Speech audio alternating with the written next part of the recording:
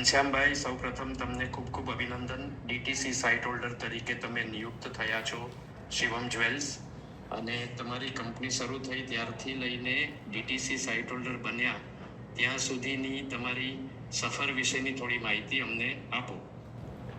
મારી જર્ની તો ડાયમંડમાં નહોતી. મેં બેંકમાં ગ્રેજ્યુએટ થઈને બેંકમાં જોબ કરી. ત્યાર પછી ગોવિંદ કાકા 1985માં મને સુરત લાવ્યા. 3 વર્ષ એની સાથે શ્રી રામકૃષ્ણ એક્સપોર્ટમાં ડાયમંડમાં કામ કર્યું.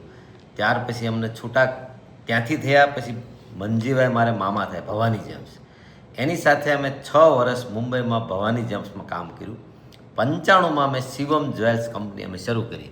અમે ભાઈઓ બધા પટલો અને પટલો માલ બનાવતા હતા. બસ ધંધામાં તો ચડાવ ઉતાર આવતા જ રહે છે.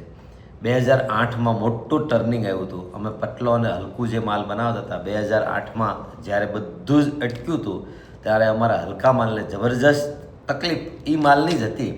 ત્યારે ઘણું બધું ધંધો ડાઉન કર્યો અને ત્યાર પછી ધીરે ધીરે 9થી પાછું ઉપડ્યું.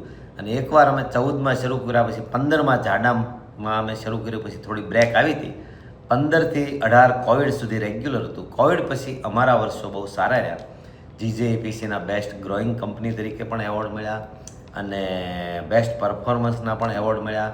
અને છેલ્લા 10 વર્ષથી કંપની સતત અપ કરતી રહી છે કામ. અને આ મુકામે અમે પહોંચવામાં અમારું નવું યંગ જનરેશનનો મહત્ત્વનો ફાળો છે. નવું જનરેશન મારું આવ્યું, મારો સન ભત્રીજા બધા એ પણ મારી જેમ SRKમાં શીખ્યા, રામકૃષ્ણમાં. અને પછી એ લોકો શીખીને કે આપણે આ જાડું અમે શીખ્યા એ જ કરવું છે. અને નવી પેઢીને આભારી છે આ જે કામ અને સાઇટ હોલ્ડર સુધી પહોંચ્યા એમાં અમારું નવું જનરેશન મહત્ત્વનો ભાગ ભજવે છે. મેં તો મારું પટલાનું કામ કરતા હતા ત્યાં સુધી સ્ટેડી હતું.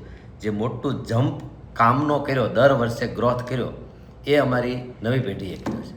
અને આ મુકામે અમે પહોંચવામાં અમારું નવું યંગ જનરેશનનો મહત્ત્વનો ફાળો છે. બસ એ જ જણાવવાનું. જય હિન્દ, જય ભારત.